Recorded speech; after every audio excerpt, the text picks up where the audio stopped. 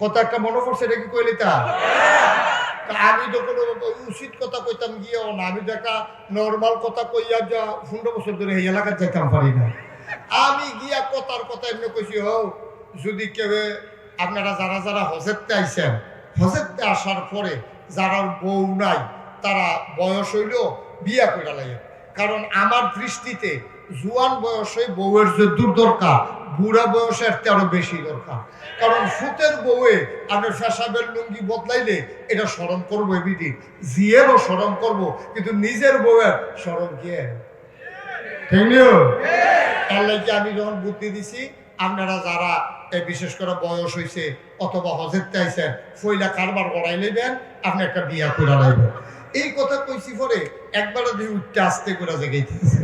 আমি তো আর বুঝছি না, ওয়াজ যে উফরে পড়ছে, এবার আস্তে করে জায়গাইতে আছে, গিয়াছে দুটো বোমা বমি উঠে আছে। আমি গেলাম কি তারে কয়, ওয়াজ একজনের উফরে পড়ছে।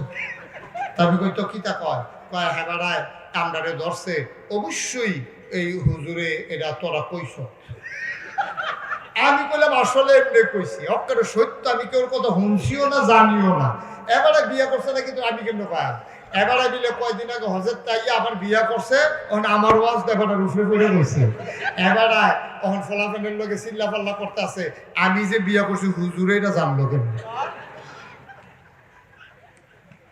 আর যত বছর আমি বাচ্চা থাকি এই হুজুরে এই এলাকাত কেমনে আইয়ে আমি চাইয়া দিতে আসি, তার লাগে আমি আর এখন যাইতে পারি না। এখন ফলাফাইনে যতবারে কয়, এটা তো হুজুরে অনেক বছর আগে কইছে, কয় লাভ গীতা অহনও যখন আইব তোরা, আমি যখন মাহফিলও যা তোরা আমার ফেল চাইয়া কি একটা আইস কম দিবি? কারণ এবার এটা উফরে ফুটে গেছে। তো এইটা উফরে ফরক, উফরে ফরক। আমরা বাইরে খেলি থাকবেন আর মেয়া গাইবো বীজ দেন না, তারপরে দৌড় দিয়ে আউলিট গেলে তো সরে। ঠিক কিনা কম? আমরা সাথী ছাড়া বাইরে খেলি থাকবেন, আর বৃষ্টি আইলো বীজ দেন কেনে বৃষ্টিরে ফদাইবেন। আপনার মতো নির্বুত কি আছে নাকি? আমরা কারো পক্ষে বিপক্ষে না, কোরআন হাদিসের কথা বলে যাব।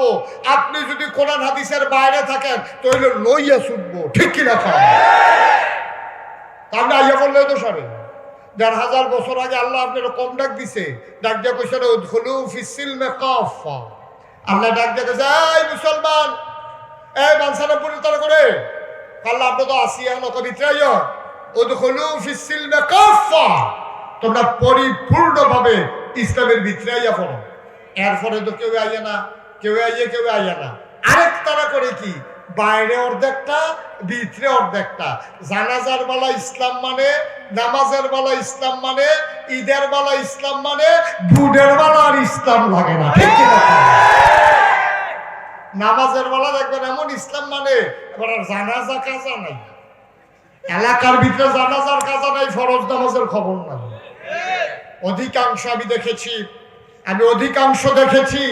আমিও বাংলাদেশে থাই, আমি সৌদি আরব চাইছি না। আমি দেখছি আমরা দেশের নেতারা লুক ফিট করে রাখে, এলাকার ভিতরে কোনো জানাজার কাম লাগলে নেতারা দেখবেন দৌড়াইয়া হাজির, অথচ ফজরের নামাজ এই দিন পড়ছে না। এরকম প্রমাণ আমার কাছে অসংখ্য আছে। এবার আপনারা কোন ফজরের নামাজের দাম বেশি না জানাজার দাম বেশি? কথা করা, কোনটার দাম বেশি? সারা জীবনের জানাজা যদি এক ফাল্লির দেয় আর ফজর নামাজের একটা সেজদা যদি এক ফাল্লার দেয়, সারা জীবনের জানাজার নামাজ দি ফজরের নামাজের কাছে বাড়িও খাইতো না। ঠিক কিনা কম? কার দরা দিয়েও কুলাইতেন পারতেন না, বাটকারা ইট দিয়েও ওইটা সমান করুন যেত না। ঠিক কিনা কম?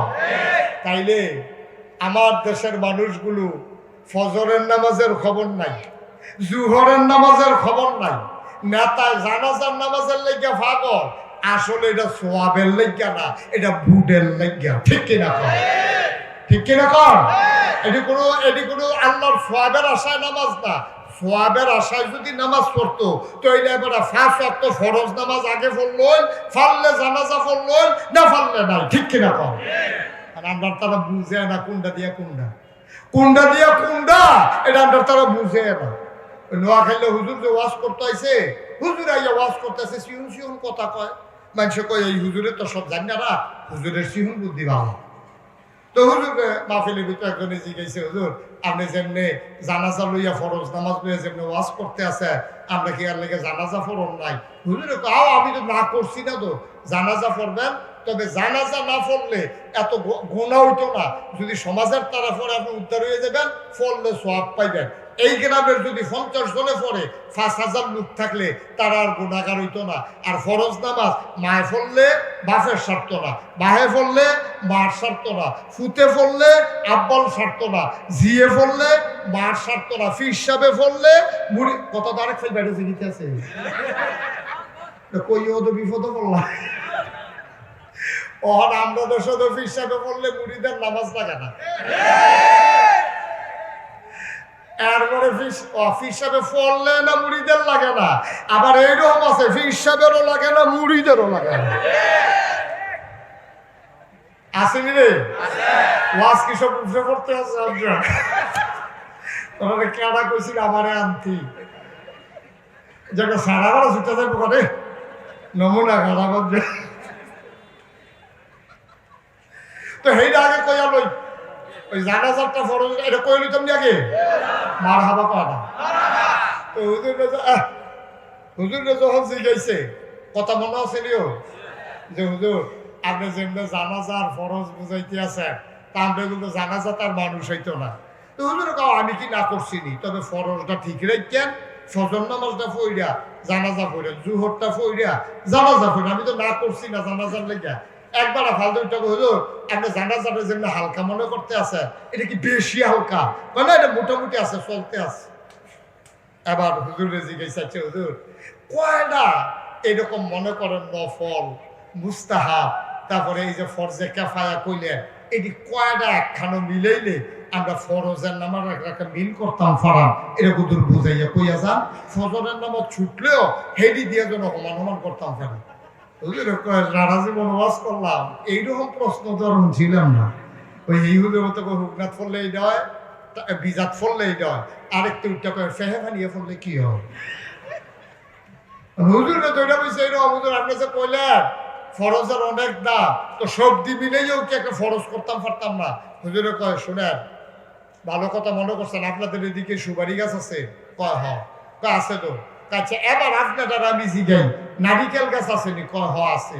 তো আপনারা যে জিগাইলেন কয়টা সুন্নত মিলাইলে কয়টা নফল মিলাইলে একটা ফরজ হয়, তাইলে আপনারা এখন কয়টা সুপারি গাছ মিলাইলে একটা নারকেল গাছ হয়?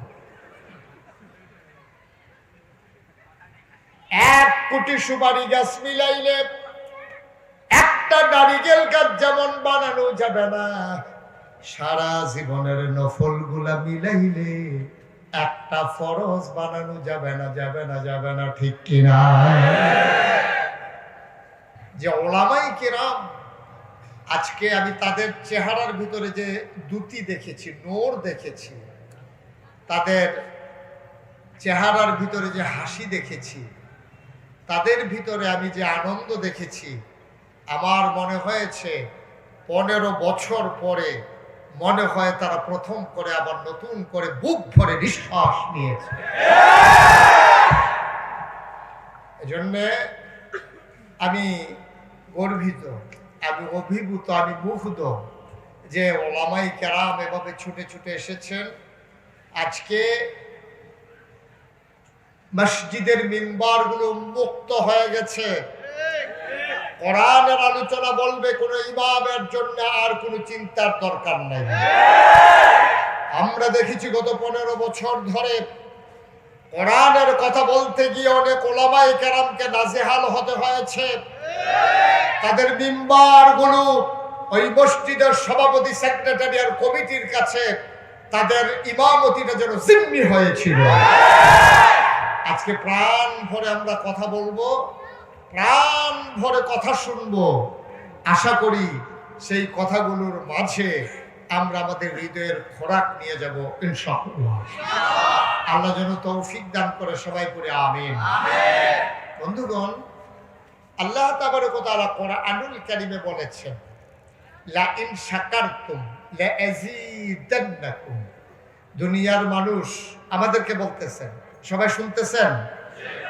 এই যে একটা ছেলে এরকম করতেছে, আপনি শুনেন? উনি কয় এত মানুষের কয় আমারে কি আর কয়নি। সবাই আল্লাহ বলতেছেন, কি বলতেছেন? লা ইন শাকারতুম, মাইকটা ঠিক করেন, মাইকম্যান এই কুয়া টুয়া যেন না দেয়, কুয়া দেওয়াইয়েন না। এত বড় একটা মাহফিলের আয়োজন, মাইকটা একবারে ক্লিয়ার করে স্মুথ করে দেন, যেন মানুষ যেন মজা করে শুনতে পারে। পড়েন আলহামদুলিল্লাহ। কেরকিরি যেন না দেয়, বাড়ি যেন না খায়, সুন্দর করে আপনার যত প্রযুক্তি আছে সবটা ব্যবহার করে আলহামদুলিল্লাহ বলেন। তো যে কথাটুকুন বলছিলাম যে আল্লাহ বলছেন লা ইন শাকারতুম লা আযীদান্নাকুম, আল্লাহ বলছেন তোমরা আমি তোমাদেরকে নিয়ামত বাড়াই দেব। কার কথা? কথা কথা কার কথা? মঞ্চে যারা আছেন সবাই জুড়ে বলবেন কার কথা? ওলামায়ে কেরাম তো সারা জীবন চুপ করে ছিলেন, কোনটা কইয়া কি দোষ পড়ে। আর যার দোষ নাই যা ইয়ে বড়বড়াইয়া কইতে থাকবে। কার কথা? লা ইন শাকারতুম, তোমরা যদি শুকরিয়া আদায় করো লা আযীদান্নাকুম, তাইলে আমি তোমাদেরকে নিয়ামত বাড়াই দেব। সুবহানাল্লাহ বলবেন না? এই ওয়াদা কার? এই ওয়াদা কার? আল্লাহ যা বলেন তা করেন নাকি করেন না? করেন। আল্লাহ আমাদের মতো না, আমাদের তো নেতার মঞ্চে বক্তৃতা একরকম, কাজ হইল আরেক রকম, ঠিক কিনা বলেন? কথা বলে আমরা পালাই না, মানুষ খোঁজার আগেই পাওয়া গেল না, ঠিক কিনা বলেন? সুতরাং কথায় আর কাজের ভিতরে কি নাই? কিন্তু আল্লাহর কথায় কাজে মিল আছে নাকি নাই?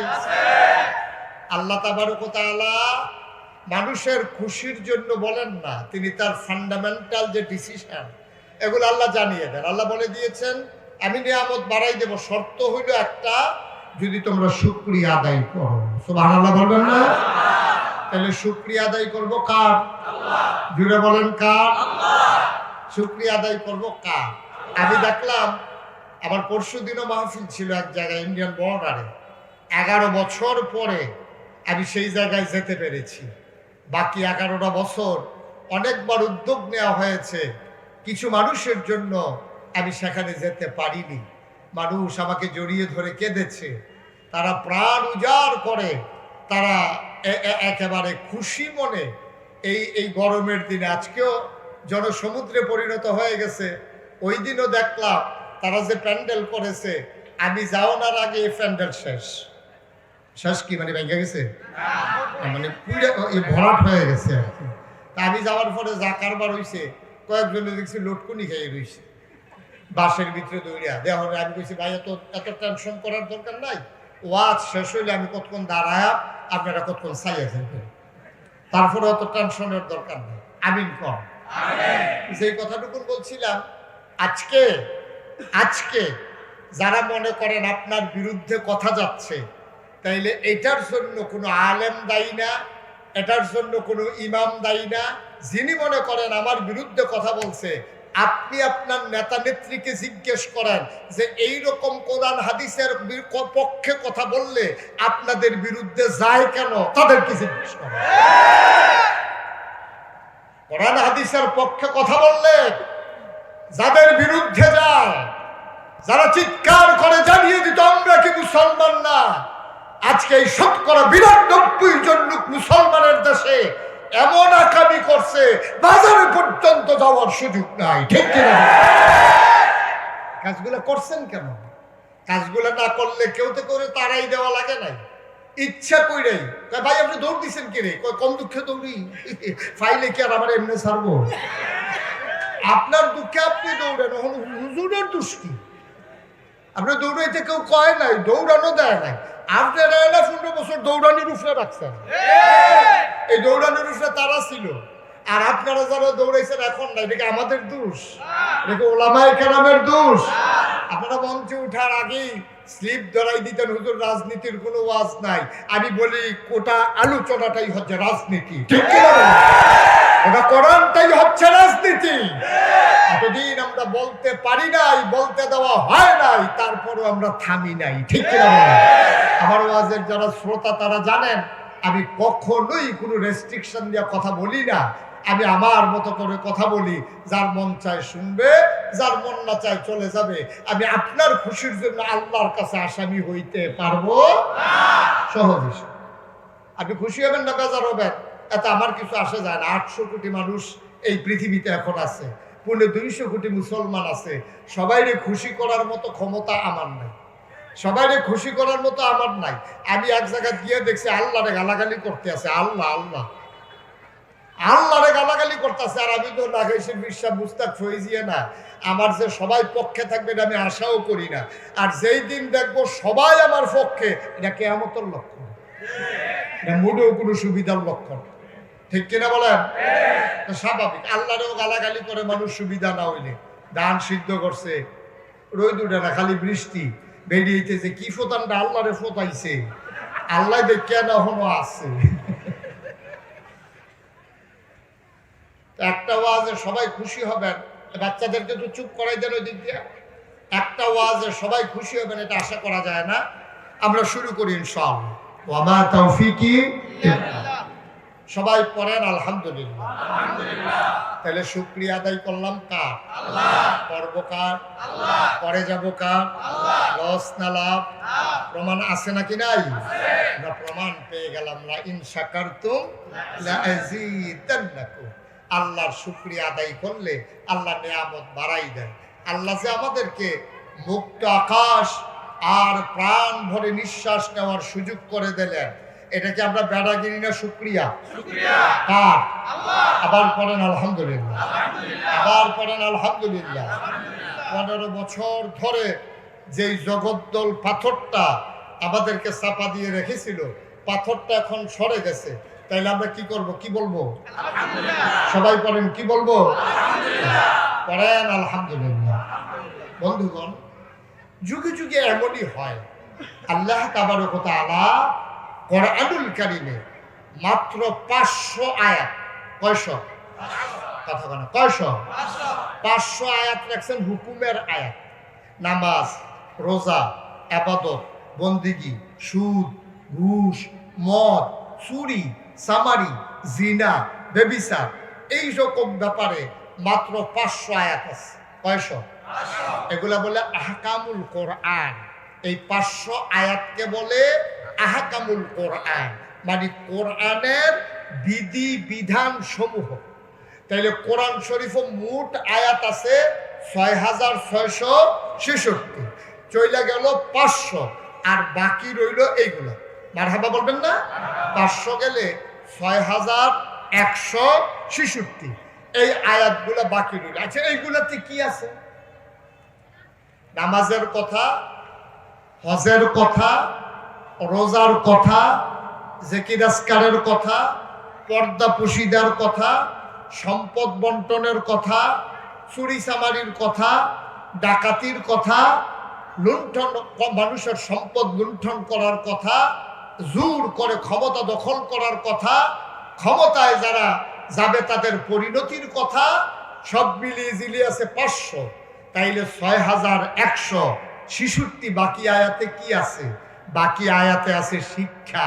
শিক্ষার ভিতরে এইটাই, যারা আল্লাহর নাফরমানি করেছে তাদের পরিণতি কি হয়েছে, এটাই হলো মূল শিক্ষা। ঠিক কিনা বলেন? এটা যুগে যুগে আল্লাহ তাবারক ওয়া তাআলা কোরআনুল কারীমে এই ব্যাপারে ওয়াজ করে দিয়েছেন। আর এই ক্ষেত্রে কোরআনের শিক্ষা নেওয়ার জন্য মৌলিক ফান্ডামেন্টাল একটা ডিসিশন আল্লাহ কোরআনে দিয়েছেন। 21 পারায় সূরা আহজাবের প্রথম আয়াতে আল্লাহ বলছেন, ইয়া আইয়ুহান নবী। সুবহানাল্লাহ বলবেন না? সবাই কোরআনে ঢোকার আগে আমরা একটু এই শয়তান থেকে ফারেহ চাই, যিনি রহমান যিনি রহিম, তার নামে চলেন শুরু করি। সবাই পড়ি।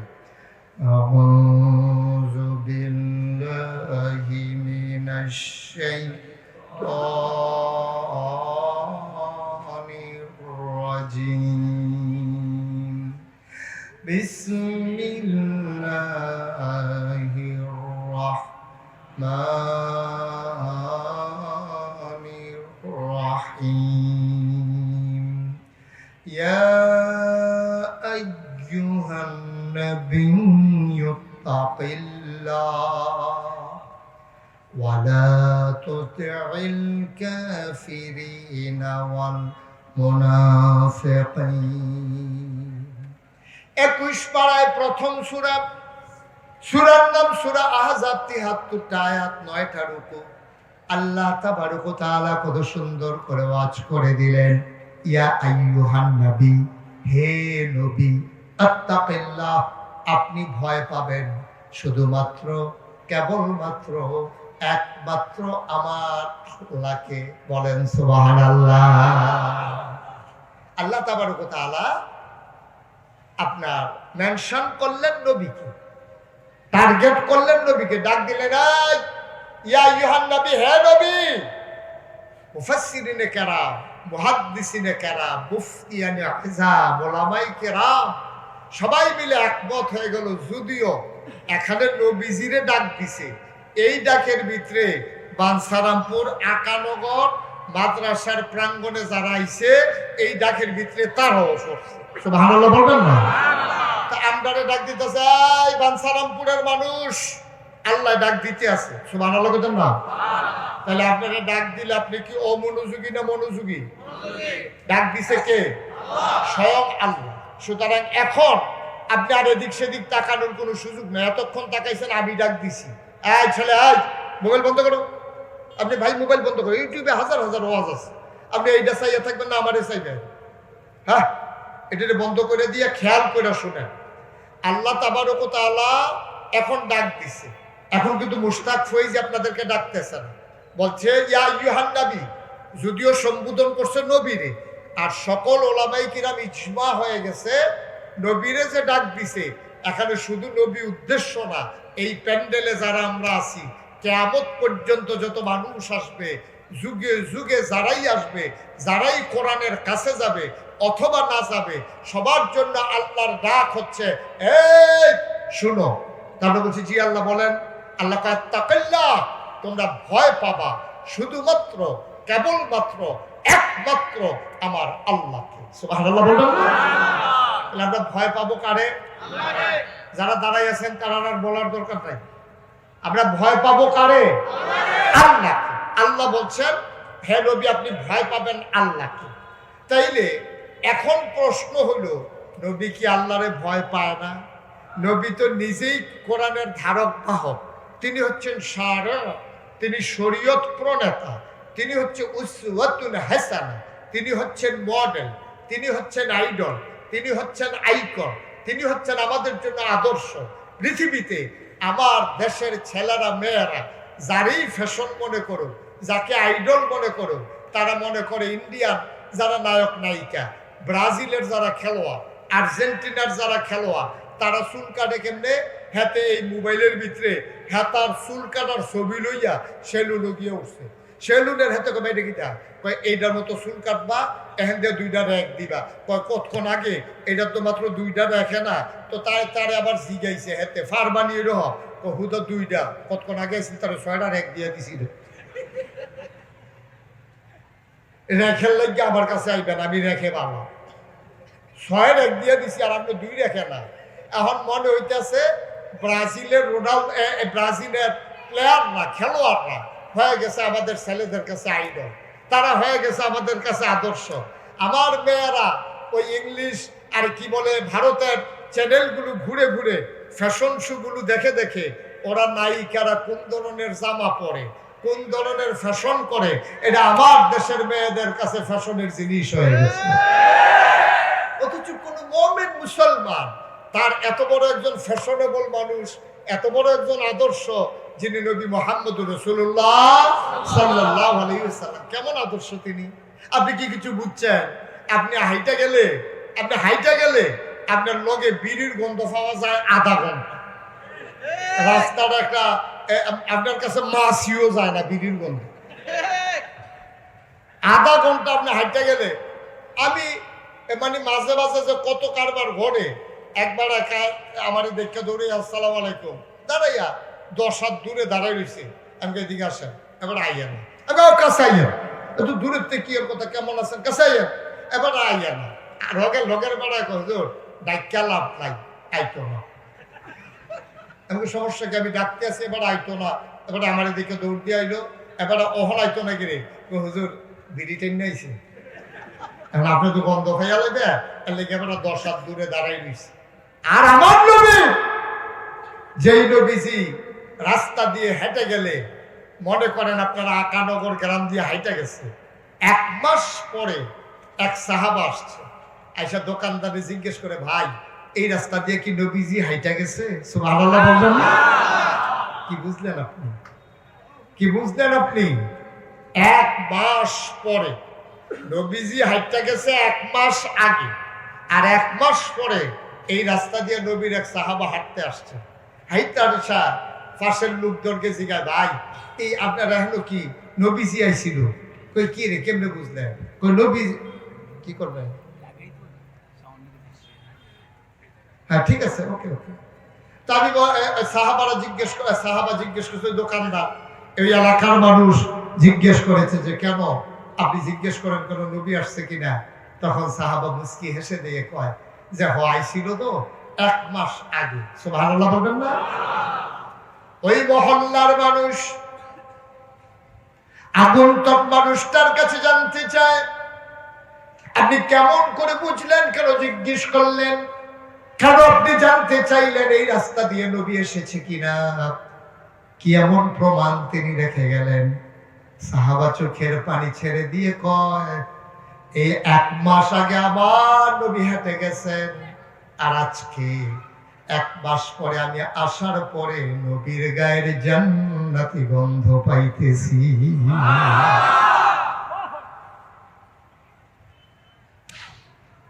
এমন একজন নবী তোমার আমার নবী, এই নবীকে পাঠানোর পর আল্লাহ ঘোষণা দিয়ে দিলেন লাকাদ কানা লাকুম ফি রাসূলিল্লাহি উসওয়াতুন হাসানাহ।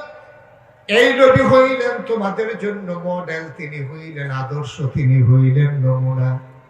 মুসলমান সরকার আসবে, সরকার যাবে, ক্ষমতার পালা বদল হবে, মুসলমান যদি কোরআনকে আঁকড়ে ধরে ধরতে না পারে আর নবীর আদর্শে যদি নিজের জীবন সাজাইতে না পারে, সরকারের অদল বদল হবে, মানুষের সমাজের পরিবর্তন হবে না। ঠিক কিনা?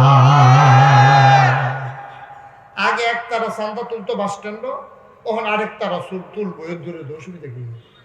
চান্দা তো ঠিকই আছে, এমন আছে বাড়তো ফান। ঠিক কিনা কম? আগে তুলছে একতারা, ওহন তুলবো আরেকতারা, তো লাভ হইল কি? তো দেশের কি উন্নয়ন হইল? কম। আগে ফিটা খাইছি একতারার, ওহন ফিটা খাইবেন আরেকতারা, তো হেডিও তো ফিটা তো হেডে, তো লাভ হইল কি?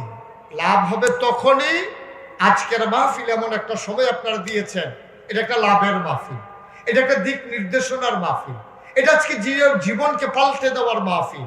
ছেলেরা যেমন করে আমার বাংলাদেশকে পাল্টে দিয়েছে বৈষম্য বিরোধী ছাত্র আন্দোলনের মাধ্যমে, আজকে আগানগরের মাহফিল এই এলাকার সমাজ বিনির্মাণে আজকে পাল্টে দেবে আজকের এই মাহফিল। ঠিক কিনা বলো?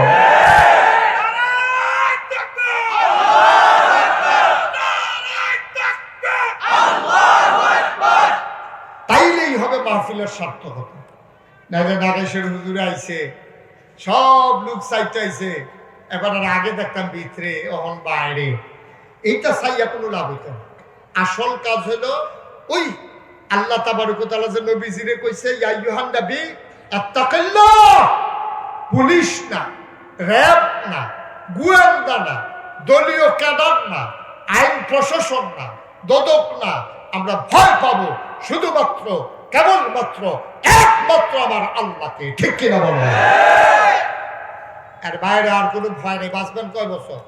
ওলামায়ে কেরামকে আমি বারবার বলেছি, এই বিপ্লবের পরে, দ্বিতীয় স্বাধীনতার পরে আমি ওলামায়ে কেরামদের বিভিন্ন কনফারেন্সে বারবার বলেছি, এতদিন বলেছেন যে সুযোগ নাই, কথা বলতে পারি না, আর আজকে সুযোগ পাওয়ার পরে যারা কথা বলবেন না, আল্লাহ তাদেরকে ছাড়বেন না। ঠিক কিনা বলেন? একেবারে স্পষ্ট করে কথা বলবেন, সাদাকে সাদা বলবেন, কালোকে কালো বলবেন, লালকে লাল বলবেন, সবুজকে সবুজ বলবেন। এটা কে কি কইলো, এতে কি আসে যায়, এতে আপনার দরকার নাই। এক এলাকাত মাহফিল বাদ গেলে আরেক এলাকাতে যাইবেন, আমারও দুরকম কত এলাকাত বাদ গেছে, মুসলমান মন দিয়ে শুনো, আল্লাহ তাবারক ওয়া তাআলা সুন্দর করে ডাকে যখন নবীকে বললেন, এই নবীর ডাকের আওতায় আমরা পড়ে গেলাম। আল্লাহ বলেন, ইত্তাকিল্লাহ, ও নবী আপনি ভয় পাবেন আল্লাহকে, শুধুমাত্র কেবলমাত্র একমাত্র আল্লাহকে। ওয়ালা তুতিল কাফিরিনা ওয়াল মুনাফিকিন, কাফের আর মুনাফিকদের কখনো অনুকরণ করা যাবে না, যাবে না, যাবে না। বলেন সুবহানাল্লাহ। এই কথা আমি মুশতাক ফয়জিন্দা, এই কথা স্বয়ং আল্লাহ। সুবহানাল্লাহ বলবেন না? জোরে বলবেন না সুবহানাল্লাহ? বন্ধুরা আমার, ভাইরা আমার আল্লাহ রাব্বুল আলামিন এই ভয়ের কথাটা যখন বলে দিলেন, এই ভয়ের আওতায় আমরা পড়ে গেলাম। এখন আমাদের অন্তরে আর কারো ভয় রাখা যাবে না। অন্তরে ভয় থাকবে শুধুমাত্র কেবলমাত্র একমাত্র আমার আল্লাহ রাব্বুল আলামিনের। আল্লাহ ছাড়া মুমিন মুসলমানের অন্তরে আর কারো ভয় থাকতে পারে না। এই জন্যই বলছিলাম, আমরা তো এমন একজন নবী পাইছি, যেই নবী হলেন আমাদের জন্য উসওয়াতুন হাসানা। তিনি হচ্ছেন মডেল, তিনি হচ্ছেন আদর্শ, তিনি হচ্ছেন নমুনা। এবার আপনাদেরকে বলি, নবীর মাথায় ওনার চুল মুবারক ছিল নাকি ছিল না? কথা বলেন, বুঝা শুনে বলেন। নবীর মাথায় চুল ছিল নি? কথা কাটা, চুল ছিল নি? উনি পাঞ্জাবি গায়ে দিছেনি? ওনার দাড়ি ছিল কিনা? তাইলে ওনার দাড়ি মুবারক ছিল, ওনার চুল মুবারক ছিল, ওনার পাঞ্জাবি গায়ে ছিল, ওনার পরনের লুঙ্গি ছিল, উনি হাসতেন, ওনার দাঁত ছিল, উনি কথা বলতেন, ওনার জিহ্বা ছিল, ওনার সব কিছু ছিল। উনি সব করে করে দেখাইছেন, এমন একটা কাজ নাই উনি যেটা কইরা দেখায় নাই। তাইলে এইরকম একজন নবী আমাদের সামনে থাকার পরে আমরা চুল কাটতে গিয়া যখন ব্রাজিলের খেলোয়াড়ের ওই ফ্যাশনেবল চুলের ভিডিও লইয়া এই নিয়ে সেই আপনার সেলুনের নাচিত্রে দেখায়, তখন ওই মুসলমানের জন্য আমার নবী থাকার পরে ওই ব্রাজিলের খেলোয়াড় ওই আমার দেশের যুবকের জন্য আইডল মডেল হতে পারে না। ঠিক কিনা? আমার দেশের মুসলমান আমরা যারা ৯২ জন লোক মুসলমান, আমাদের আদর্শ হচ্ছে নবীজি। আমাদের উনি যেমনি চুল কাটছে আমরা এমনি চুল কাটবো, উনি যেমনি দাড়ি রাখছে আমরা এমনি দাড়ি রাখবো, উনি যেভাবে পাঞ্জাবি গায়ে দিছে আমরা এভাবে পাঞ্জাবি গায়ে দেবো, উনি যেমনি টুপি পরছে আমরা এমনি টুপি পরবো। উনি গুল টুপি পরছে না লম্বা টুপি পরছে, উনি কি সিলাই ছাড়া পরছে না সিলাই করুন না পরছে, উনি কি ফাঁস করলি পরছে না এক বেলা দৌড় না পরছে, উনি কি কাজ করুন না পরছে না কাজ ছাড়া করে পরছে, এইটা নিয়ে আপনার বিভেদের, এইটা নিয়ে আপনার আলোচনা, এইটা নিয়ে আপনার কথা বলার দাম নাই। ঠিক কিনা বলেন? কথা বলা ঠিক কিনা? এখন উনি গুস্ত দেওয়া তরকারি রুটি খেয়েছে। নবীজি গুস্ত পছন্দ করতেন, গুস্ত দিয়ে রুটি খেয়েছে। আচ্ছা কি গুস্ত এটা আপনি জিজ্ঞাইতেন পারেন, এটা কি গরুর গুস্ত না ভেড়ার গুস্ত না ছাগলের গুস্ত, এটা বলতে পারেন। আপনি যদি আবার এইটা যান, উনি গুস্ত কি দিয়ে রাখতো, কি কি মশলা দিছে, এগুলো আপনার দরকার নাই। উনি গুস্ত পছন্দ করতো, আপনিও গুস্ত পছন্দ করেন। উনি টুপি পরতো, আপনিও টুপি পরেন। আপনি মাহফিলে বক্তা আসলেই আপনি ঢুকেন সুই দিয়া চাইয়া, আপনি মাথার ভাই যান টুপিটা আপনার মতনই। যদি দেখেন আপনারটার মতো তো হইলে আপনার হুজুর, আপনারটার মতো না হইলে আপনার আর বনে না। এইটাই হচ্ছে বাংলার মুসলমানের সবচেয়ে বড় সমস্যা। আজব কারণ, আজব কারবার কি? ওহান মুসলমান সিনে টুপি দিয়া, ওহান মুসলমান সিনে পাঞ্জাবি দিয়া, ওহান মুসলমান সিনে নমুনা দিয়া না, এটা দিয়া মুসলমান সুরতের চাইতে মনে রাখবেন সিরতের দাম কোটি গুণ বেশি। সুরত সহজ, আপনি একবারে দাড়ি রাখছেন না, মনে করেন 1 মাস যদি আপনি দাড়ি না কামান তো এটা দাড়ি হবে। আপনার 20 টাকা দিয়ে তো টুপি পাওয়া যায়। পাঞ্জাবিটা কিন্তু বাড়াইয়া ফেন দিয়ে সুইটটা ফলাবেন, ঈদের পাঞ্জাবির চাইতে আপনার আরো বড় হয়েছে গিয়া। সুতরাং পাঞ্জাবির নাম ইসলাম না, পাঞ্জাবির গুরুত্ব আছে, আবার ভুল বুঝছেন না।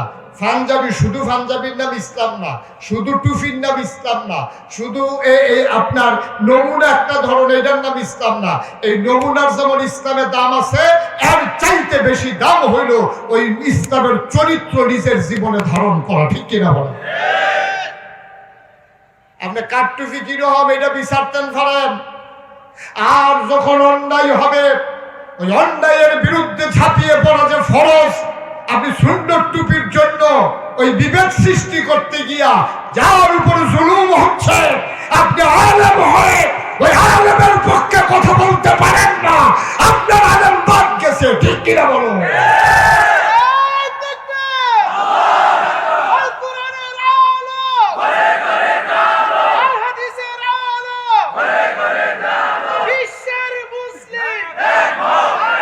সবাই করা আমিন। এখন আমাদের রাখবার দরকার আছে নাকি নাই? বিনয়ের সাথে আমি কাউরে খোসা দিয়া কথা বলা খুব পছন্দ কম করি, কারণ আমার একটা বিশ্বাস আছে, বুঝাইয়া যেটা করান যায় বুতাইয়া এটা করান যায়, বরঞ্চ দূরে সরে যায়। কেন? খাউস দিলে আরাম লাগে, ডাবাইয়া দিলে তো এরাই জিজ্ঞা। খাউস দিলে তো আরামে লাগে, হয়তো ফাইতে দিয়ে বলে রয়েছে মাথায় রাখ, কি তার ভাত হচ্ছে কিরকম মাথা কি আরাম লাগে। যখন একটু ডাবাইয়া দিছে ফোরানি দিয়ে উঠছে তখন এনাতে চিল্লান দেয়, চিল্লান পর্যন্ত যাওয়া যেত না। ওলামায়ে কেরাম যারা আছেন, আমি বিনয়ের সাথে আপনাদেরকে মিনতি করি, আমাদের এই বিভেদের সুযোগ নিছে এই সিটার বাটপাড়ের দলে। ঠিক কিনা বলেন? আমরা যদি সব হুজুর হইয়া যাই, ও আমি যে নাগাইশের ফিসা, আমি যদি আমার কাছে কেউ মুড়ি দইতে আইলে, আমি যদি কই বেলা মেসিরে আমি মুড়ি বানাই না, আমি কইয়ে দিলাম, মনে করেন যে নামাজ পড়া, খুব খেয়াল করেন সিহন কথা, আমার কাছে মুড়ি দুটো আইসে আপনারা, আমি কইলাম যে আমি বেনামাজিরে মুড়ি বানাই না, হেবারা বাড়িয়া কি তো দেবো জানেন? কত দরবারতে খবর দেয় যাই না। আর এবার বলে মুড়ি বানানা কিতা কইতাম রে, কারবার কি কারবার দই রে। আজকে যদি এই বাঞ্ছারামপুর আকানগরের সকল আলেমরা, সব মসজিদের ইমামরা সিদ্ধান্ত নেয় যেই মানুষটা নামাজ পড়বে না তার জানাজা আমরা পড়ব না, যদি বাঞ্ছারামপুর আকানগর গ্রামের এই এলাকার সব ওলামায়ে কেরাম একমত হয়, আর সবাই যদি এটার উপরে অটল থাকতে পারে, আমি সাদা কাগজে লেখা দিতে পারি এই এলাকায় বেনামাজি থাকবে না। ঠিক কিনা? তাহলে সমস্যাটা কোন জায়গা? সমস্যাটা আছে এক জায়গা, সমস্যাটা হলো এই জায়গা। এখন এক হুজুরে কইছে বেনামাজির জানাজা পড়াই না, এবারে বাড়ি আসে রাখা, এবারা 50 টাকা কসকুচ্চা নোট দিলে কত হুজুর ঘুরে, তো শেষ বেহার আইন দোহানে এসে সাপেন। ঠিক কিনা কও? সুতরাং আজকে আমরা ওলামায়ে কেরাম যারা আছি, আমরা মৌলিক প্রশ্নে, মৌলিক বলতে কি, আমাদের আল্লাহ কয়জন, নবী কয়জন, কিতাব কয়টা, আপনার ক্যাবলা কয়টা, খুব খেয়াল করেন, আমরা ধর্ম কয়টা, তাহলে আবার কই, আবার কইতেছে আমরা আল্লাহ এক। আমরা কি আল্লাহ দুই না এক রে? আমরা আল্লাহ এক, আমরা নবী ক্যাবলা কিতাব মার হাবা কয় না তো, দেখছেন এই এক যে কোয়া শুরু হয়েছে থামে না তো।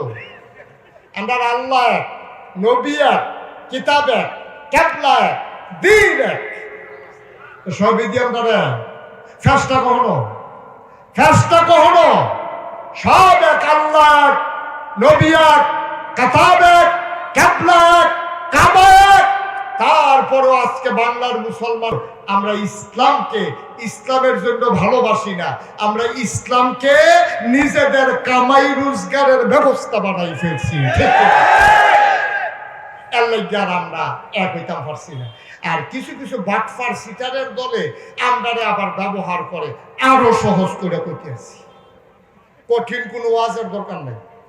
হৌরা খেতার বাইরে দিয়ে 4 জন একটা যাইতেছে কোন ইচ্ছা কি আড়ে কোন ইচ্ছা আরো বুঝেননি আপনারা? যেমন চাইয়া রয়েছে মনে হয় বিশর্তে আইছে তারা, কোন ইচ্ছা আরো চিনে নেই একটা বাবার কি তারা, কোন ইচ্ছা বুঝেন না, কোন ইচ্ছা মাই দিদিয়া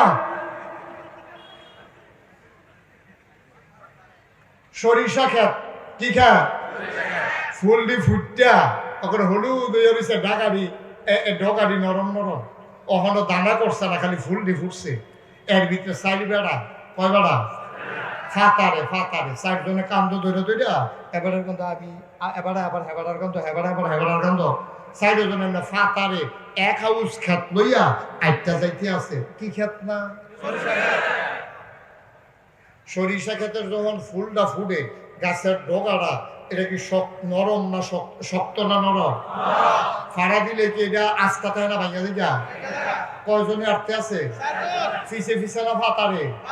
4 জনে কান্দ ধরে ধরে একটা আউস জায়গা লইয়া এবার আটতে আছে যেবার ক্ষেত্রা এবার নমুনা কিরম এবারে মরে না খাবরা এবার বাইতে জানালা দিয়া দেখছে সাইড বেড়ায় ক্ষেতের মাই দিয়ে দিয়া 1 হাউস জায়গা লইয়া কান্দ ধরে ধরে ফিসে গেল তো মনটারে বুঝতেও যা 1 হাউস জায়গা লইয়া তারা সামনের দিকে আইটা যাইতে আছে এবারে লাঠিটা লই উঠতে দিছে দৌড় আচ্ছা যা করে কোনো ফিটটা হতে না এখন গৃহস্থ কয়জন? আডুন্য কয়জন? এখন ফিট তো গেলে কি গৃহস্থে ফিটা খাইবো আরে আডুন্যায় ফিটা খাইবো না গৃহস্থে ফিটা খাইবো? এই তো মাশাআল্লাহ সিহন বুঝেন তো মাশাআল্লাহ আমরা এলাকার তারা ফিটাফিটি করে যেটা যত জ্ঞান হইছে ফিটার কথাটা কইলেই বুঝছো না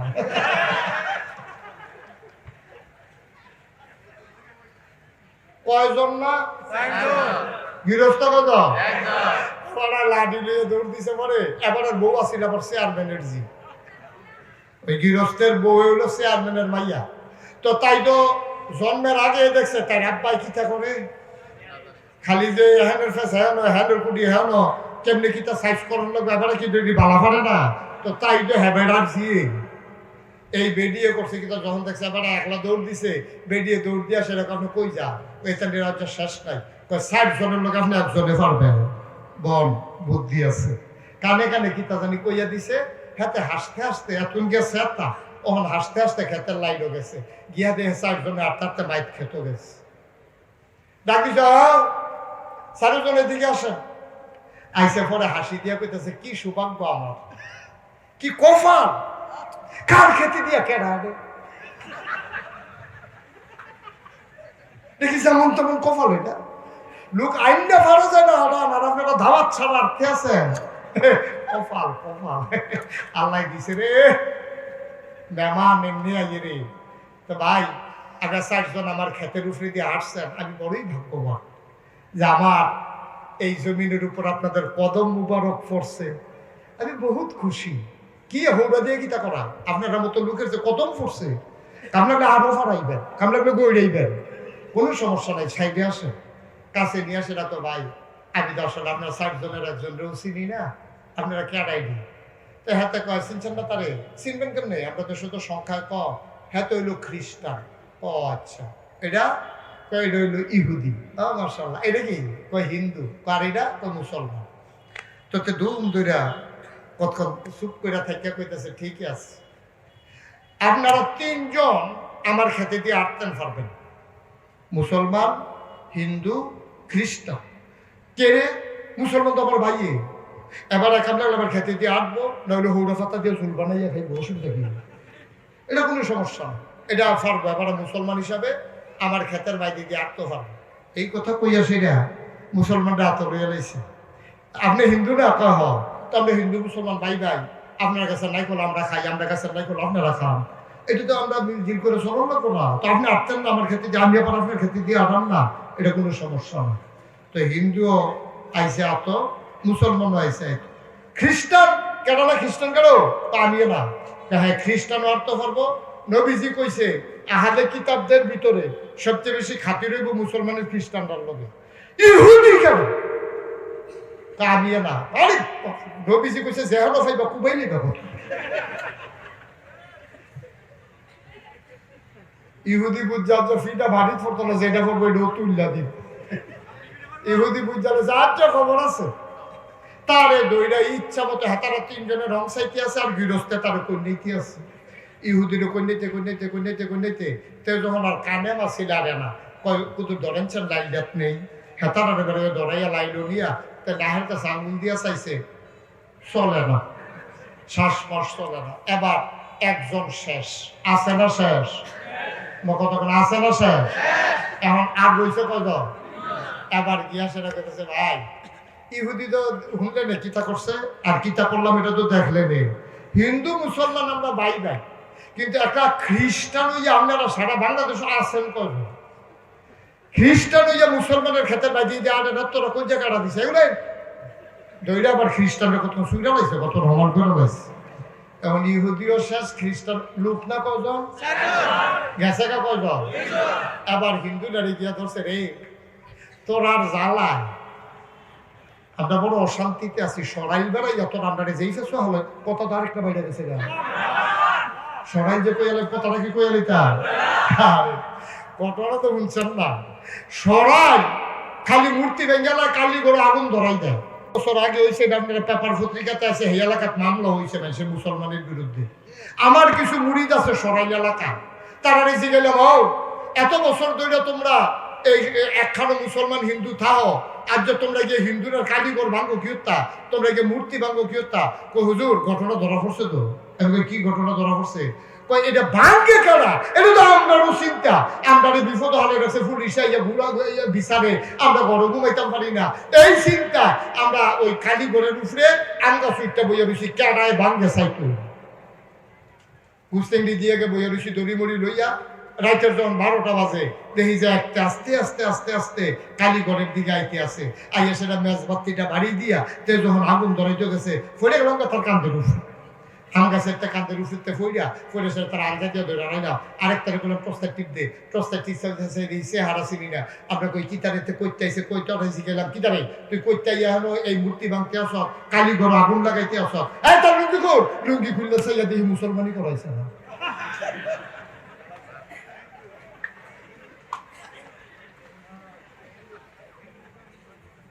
কামড়ার কাম লাগে তারা তারা এত আমি গাল্লাইকে যাবি ওয়াজও কই আমরার ফলাফাইনে মূর্তি ভাঙ্গ ফিরত, আমরা ফলাফাইন কে এত আজাইরা এটা ইটে ভাঙ্গায় মেশিন দিয়ে মূর্তি ভাঙ্গ ফিরত। ঠিক নিও এই কারবার হইলো আমরার দেশ। এবার ওই যে কথাটা কইতাম ইসলাম এই তারা না কয়জন রে আবিন না সাইজ হইছে কত। আবার 3 নম্বরে হিন্দুটারে ধরছে ধরে কই বাড়া তোরা বাড়া নিজেরা মূর্তি ভাঙ্গে আমরার উপরে দোষ দেশ আজকে হইছে খেত কোন চারটি তোরে কি 2টা না দিয়া শান্তি আছে। তারে কতক্ষণ ফিরছে 3 জন শেষ। এবার মুসলমানরে গিয়া তো ভাই হেতারও তো আমরা ধরবেন না, তারা তো চাইবে আমরা ক্ষতি করতো। আপনি মুসলমান হইয়া আপনি আরেক মুসলমান ভাইয়ের ক্ষেতের ফুটে দিয়ে আটে আপনি রেখে দিতে কম দিলে আমার ফুসবো। আবার তারেও ফিরছে। এবার আসেন শিক্ষা নেই। আপনি একা কখন আপনি 60 জনের বিরুদ্ধে পারবেন না। এই কথাটা ওই যে গৃহস্থ যেমন বুঝে আমেরিকা, ব্রিটেন, ফ্রান্স, জার্মানি, পার্শ্ববর্তী ভারত এরা কোনো কম বুঝে না। এই জন্য এরা করে কি কিছু কিছু গোলানার আলেমকে কিছু কিছু মুসলমানকে তারা পক্ষ লয়ে সেটা কি কয় সারা পৃথিবীর মুসলমান ভালো, কিন্তু ইরাকের সাদ্দাম হোসেন বেশি বাইরে গেছে গা, আফগানিস্তানের লাদেন হেবারাই বেশি বাইরে গেছে গা। এইটা কইয়া কইয়া একটার পর একটা দেশ ধ্বংস করে মুসলমানদেরকে কেমন করে নিঃশেষ করে দেওয়া যায় এই হচ্ছে পায় তারা। আমরা গত সরকারের আমলে দেখেছি এই সরকার কখনো জামাতে ইসলামকে আক্রমণ করেছে, আলেমদেরকে চুপ করে রাখিয়েছে, আবার কখনো হেফাজতের রক্তে আবার সম্প্রযুক্ত রক্তে রঞ্জিত হয়েছে।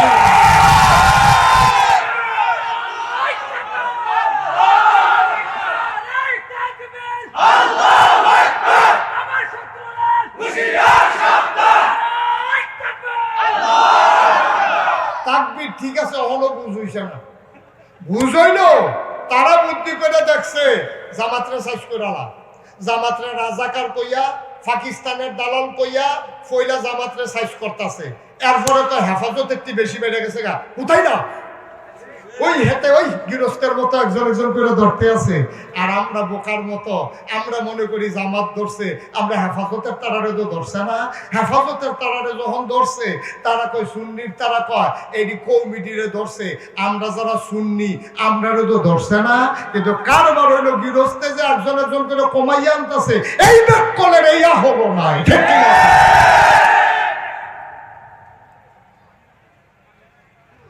আমরা এমন বোকা, আমরা এমন নির্ভুল। একজন হুজুরে মারা আরেক হুজুরে আইসা, তোমার এই চিন্তা নাই এই হুজুরের পরে তেজে ফিডুন না খাইচত্তা রইছে, তো খালি হুজুর দেখলে এই ফিডে ও জামানের ফিডটা সারছে, এরপরে না তুমি রইছ।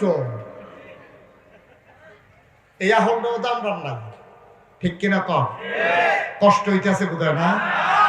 কষ্ট নিয়েন না, এখন সময় হয়েছে আমরা যারা আল্লাহকে, আল্লাহ কয়জন, নবী কয়জন, কিবলা কয়টা, কিতাব কয়টা, দিন কয়টা?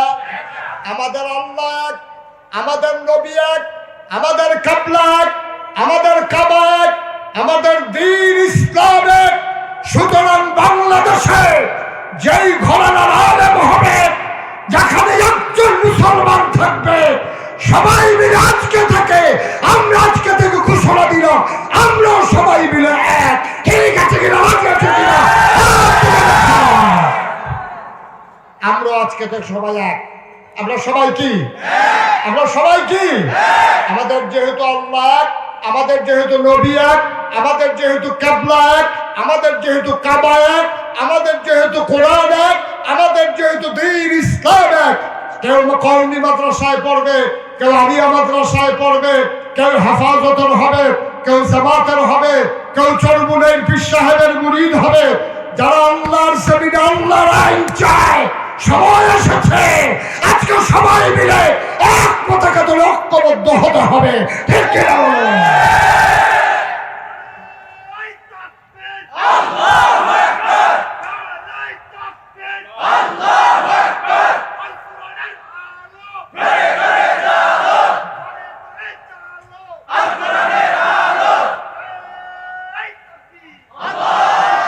সবাই পড়ে না আমিন। এই যে আমার বেয়াই যারা এই মাদ্রাসার আয়োজন করেছে, এই মাদ্রাসার জমিনটা দিয়েছেন তিনি আমার তালুই, আমার চাচাতো বোনের শ্বশুর, জনাব মিজানুর রহমান। না, উনি আমার চাচাতো বোনের শ্বশুর। অনেকবার দুলাভাই আমেরিকাতে থাকে, আমাকে বারবার বলেছিল আশা, যে বড় পাওয়া একজন বাবার জীবনে কি আছে? একজন বাবার জীবনে তার চাইতে বড় পাওয়া আর কি আছে? সুতরাং এই মাদ্রাসাটা যেন সুন্দরভাবে কিয়ামতের ময়দানে আমাদের জন্য যেন নাজাতের উসিলা হয়। সবাই পড়া আমিন। এখান থেকে সেই মুআদ্দাব ছাত্র বের হবে, যেই ছেলেগুলা বাচ্চার এই মুরব্বীদেরকে দেখলে রাস্তায় সালাম, এই হুজুর, হুজুর না, মুরব্বী কোন দিত না, হুজুর বসান, এক মুরব্বী কইয়া আমার আমি আর রাস্তা দিয়ে হাঁটতাম পারি না, আমি মাস্ক লাগাইয়া আগুন লাগে হবে মারহাবা কর, উঠান না, এই ওনারে বসাই দেন, কথা বললেন না, সবাই পড়ে না আমিন। যেই কথাগুলো বলছিলাম, আমরা এই দ্বীনের মার্কাজটা যদি সুন্দরভাবে তৈরি করতে পারি, এই মার্কাজটা একদিন কিয়ামতের ময়দানে নাজাতের উসিলা হবে। এই ছেলেগুলো এখানে যারা পড়বে, মুরব্বী হেঁটে যাবে, সালাম দেবে, আসসালামু আলাইকুম। এই ছেলেগুলা এলাকার মানুষদেরকে, বাপকে মাকে যারা সুন্দর করে সহিশুদ্ধ করে কোরআন তেলাওয়াত করতে পারে না, এই বাচ্চারা গিয়ে সুন্দর করে আব্বাকে আম্মাকে কোরআন সহিশুদ্ধ করে শিখাই দেবে। এই সমাজের বুকে ইনসাফ কায়েম করবে, এই সমাজের ভিতরে অন্যায় অবিচার একদিন দূর করবে। এমন একটা প্রজন্ম এই মাদ্রাসার মাধ্যমে বের হবে ইনশাআল্লাহ। যেহেতু ওনারা আমার আত্মীয়, মাদ্রাসার যিনি, উনি দৌড়ে দৌড়ে আমার দরবারে ছুটে গিয়েছেন, আমাকে আনার জন্য অস্থির হয়ে গেছেন। আপা দুলাভাই ওখান থেকে ফোন করেছে, আমি কোনোভাবে আর না করতে পারিনি। আপনারা জানেন, সোশ্যাল মিডিয়ায় দেখেছেন, আমি কয়েকদিন ধরে খুব বেশি ব্যস্ত। আমার এলাকা বন্যা কবলিত, আমি সেখানে বসে মসজিদের ভিতরে আমি ঘুমাই, মসজিদের ভিতরে শুয়ে থাকি, সারাদিন কাটাই।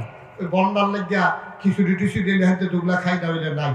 এই অবস্থার ভিতর দিয়ে কয়েকদিন ধরে ত্রাণ সামগ্রী এই সংগ্রহ করে করে আমি ঘরে ঘরে নাগাইছে প্রায় 10,000 চুলা আছে। প্রতিটা ঘরে আমরা চেষ্টা করেছি অন্তত 2 বার করে, একটা ঘর বলতে পারবে না যেখানে আমরা অন্তত 2 বার করে সাহায্য পাঠাইনি। মারহাবা বলবেন না? এইভাবে ওলামায়ে কেরামকে ভূমিকা পালন করতে হবে। ওলামায়ে কেরাম শুধু জানাজার সময় আছে, বাচ্চা হইলে আজানের বেলা আছে, ফার্স্ট দিনে খতমের বেলা আছে, এটা না। ওলামায়ে কেরাম হবে সমাজ বিনির্মাণে এক একজন অগ্র সেনানী। বন্যার সময় তারা ঝাঁপাই পড়বে সাহায্য দেওয়ার জন্য, করোনার সময় তারা ঝাঁপাই পড়বে মানুষদেরকে মুক্তি দেওয়ার জন্য। সমাজের ভিতরে যেখানে বিশৃঙ্খলা হবে, ওলামায়ে কেরাম যৌথ সমাজের মানুষদেরকে নিয়ে, নেতৃত্ব নিয়ে অন্যায়কে দূরীভূত করবে। ঠিক কিনা বলেন? ইমাম যখন যা মসজিদের সামনে থাকে, ইমাম যেমন সবার সামনে থাকে, ওই ওলামায়ে কেরাম যেখানেই বিশৃঙ্খলা, সব সাধারণ থাকবে পিছে, ওলামায়ে কেরাম থাকবে সবার সামনে। ঠিক কিনা বলেন? ইমামের জায়গা কি পিছনে সামনে? সামনে। নামাজের সময় যদি ইমাম মানতেন পারেন, সবসময় ইমাম মানবেন যে হুজুর হাতে মিলে গ্যাসের বোতলের দাম 3000 টাকা করে রাখে, গত কয়দিন আগেও 2000 বেচছে, 1000 বেচছে, অহন মিলে 3000 কর, হুজুর লইয়া হবলে মিলে গিয়ে ধরবেন কি রে কারবারটা কি? এইভাবে সুন্দরভাবে সমাজটাকে বদলে দিতে হবে, তাইলে আল্লাহ সুন্দর করে দেবে। এমন উদাহরণ যুগে যুগে আমাদের অনেক ছিল। সুবহানাল্লাহ বলবেন না? মুসলমান মন দিয়ে শুনুন, ওই মুসলমান চাই, ওই আলেম চাই, ইমাম চাই, ইমাম আহমদ ইবনে হাম্বল। ওনাকে যখন বাদশাহ প্রস্তাব দিলেন, বাদশাহ প্রস্তাব দিয়ে দিলেন আহমদ ইবনে হাম্বলকে, আপনি হয়ে যাবেন প্রধান কাজী। ইমাম আহমদ ইবনে হাম্বল বললেন, আমি তো কোনো বাদশার চাকরি করব না, আমি চাকরি করি বাদশার যিনি বাদশাহ, ওই আল্লাহ। আপনি যদি আমার চাকরি নেন, চাকরি দেন, আমি আপনার পক্ষে কাজ করা লাগবে। মনে রাখবেন, যদি ফতুয়া চান তাহলে 1 নম্বর ফতুয়া হবে আপনি বাদশাহ হওয়ার উপযুক্ত না। কত কঠিন দিল, কত সাহস তার। ওই যে আল্লাহ বলেছিলেন, ইয়া আইয়ুহান নবী আত্তাকিল্লাহ, হে নবী আপনি আল্লাহকে ভয় পান। ওই উলামায়ে কেরাম যারা, তাদের অন্তরে ছিল আল্লাহর ভয়, সমাজ বিনির্মাণে তারা আল্লাহর ভয় অন্তরে নিয়ে সমাজের মানুষের জন্য কাজ করেছে, কখনো কোনো অন্যায়ের কাছে মাথা নত করে নাই, ঠিক কিনা? আমরা সেই মানুষ হতেছি। আপনি হুজুর হওয়া লাগবে বলছে কে? আপনি হুজুর হওয়া লাগবে আপনারা বলছে কে? আপনি হুজুর হওয়ার দরকার নাই, আপনি মুসলমান হন তাইলেই হবে। আমরা মুসলমান তো হওয়া দরকার আছে নাকি? সবাই হুজুর হবেন না, কিন্তু সবাই মুসলমান হওয়া লাগবে। মুসলমান হতে হলে আফাতুমিনুনা বিবাযিল কিতাব ওয়া তাকফুরুনা বিবায, তোমরা কি কোরআনের কিছু অংশ মানো আর কিছু অংশ মানো না, তাইলে হবে না। উদখুলু ফিস সিলমি কাফা, ইসলাম মানলে পরিপূর্ণভাবে ইসলামে দাখিল হয়ে যাওয়া লাগবে। নামাজের ভিতরে যেমন তুমি ইমামকে ডিঙ্গাইয়া রুকুতে যাও না, ইমাম সাজদায় যাওয়ার আগে তুমি যেমন করে সাজদায় যাও না, ওই উলামায়ে কেরামকে ডিঙ্গাইয়া কোনো অন্যায়ের সাথে আপোষ করা যাবে না, ঠিক কিনা বলেন? ওই উলামায়ে কেরামদেরকে মেনে মেনেই চললেই তাহলেই শান্তি। বন্ধুগণ, আপনারা এই মাহফিলটার ওজন বুঝেন নাই, সত্যিকার অর্থেই বুঝেন নাই। এই মাহফিলটার ওজন বুঝেছে যারা আজকে এই এলাকার আকানগরের যারা কবরে ঘুমিয়ে আছে, তারা জানে এই মাহফিলটার ওজন কত। আপনি কিচ্ছু বুঝেন না, আপনি জানেন না মাহফিলটার ওজন কত। আপনি মনে করছেন মাইক, ফিশার হুজুর, ওয়াজ, কতক্ষণ হাসি কতক্ষণ কান্না, কিছু কথা শোনা, কোনো স্লোগান দেওয়া, আপনি মনে করছেন এইটাই মাহফিল? না, যারা কবরে ঘুমিয়ে আছে, পাশেই কবরস্থান আছে নাকি? কবরস্থান পাশেই, তারা যদি জিগাইতেন পারতেন যার মাহফিলটার ওজন কত, তো একটা তারা কইতে পারল আসল ওজন কত। আমি কিতাবে পেয়েছি, কোথাও যখন মাহফিলের ভিতরে লোক হাজির হয়ে যায়, সন্তান যখন আসে, নায়নাতকুর যখন আসে, রুহানি হালাতে আব্বা আম্মা চতুর্দিক দিয়ে এসে মাহফিলের দাঁড়িয়ে যায়। আপনাদের যাদের আব্বা নাই আম্মা নাই, এখন চতুর্দিক দিয়ে দাঁড়াই গেছে। আপনিও দেখেন না, আমিও দেখি না, দেখে ফেরেশতা। কে দেখে? আমার কথা করা কে দেখে? ফেরেশতা। জিগা কি বল, এই গরমের ভিতরে কবর হলে তোমার হলো কি এমনি কান দেওয়ার ফেরেশতা? তুমি তো জানো না, আমি তো, আমার তো ফুতে মাহফিল হয়েছে, না দেশের ফিরসা হুজুরও আইছে, আমি তো আইছিলাম একটা কামে, তুমি আমার তারাই দিও না। ফেরেশতা ডাক দেয়া কয়, কি কাজ তোমার? কবরের ভিতরে ধাউ দাও আগুন, কোনো শান্তি নাই, কবরটাকে জান্নাত বানাতে চাই। কি করে জান্নাত বানাবো? কবর তো জাহান্নামের টুকরা হয়ে গেছে। নাগাইশের হুজুর দোয়া করবে, আমার সন্তান দোয়াকে শরীক হয়ে আমিন আমিন করে কাঁদবে। আমি দোয়া নিয়ে দেখতে চাই আমার সন্তানের চোখের পানির উসিলায় আমি মায়ের কবর জান্নাত হয়ে গেল কিনা।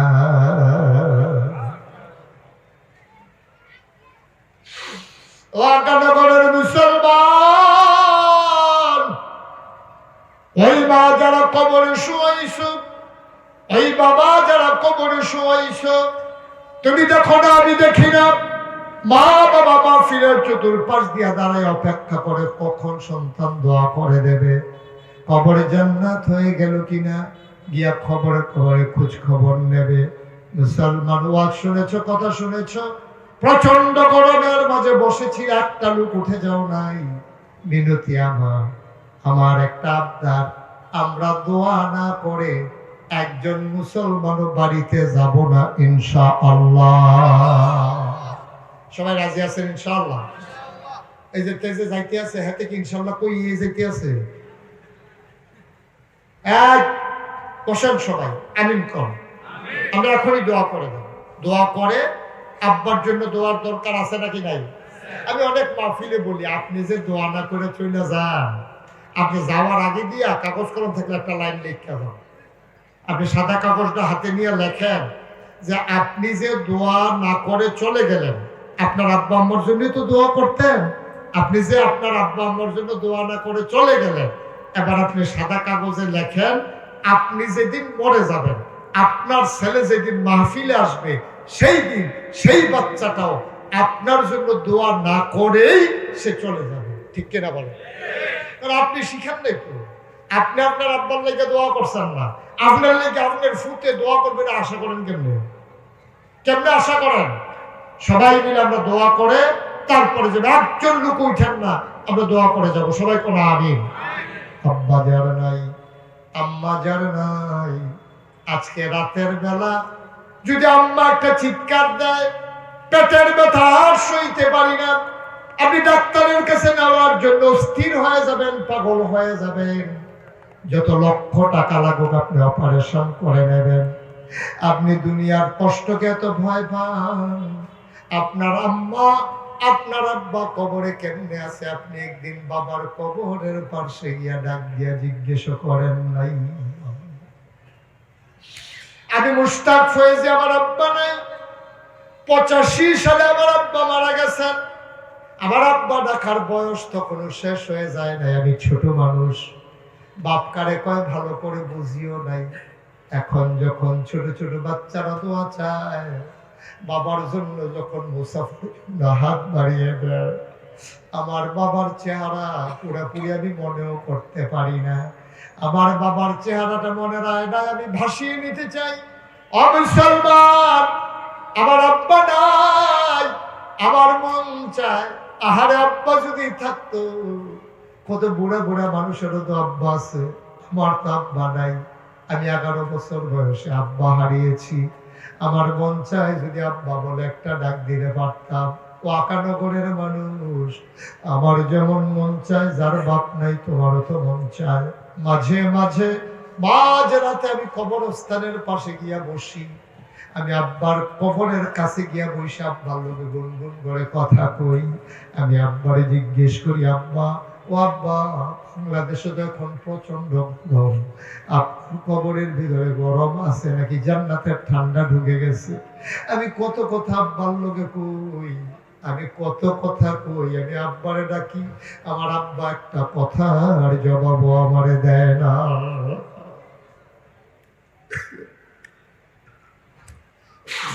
আমার আব্বা আমার একটা কথার জবাব দেয় না।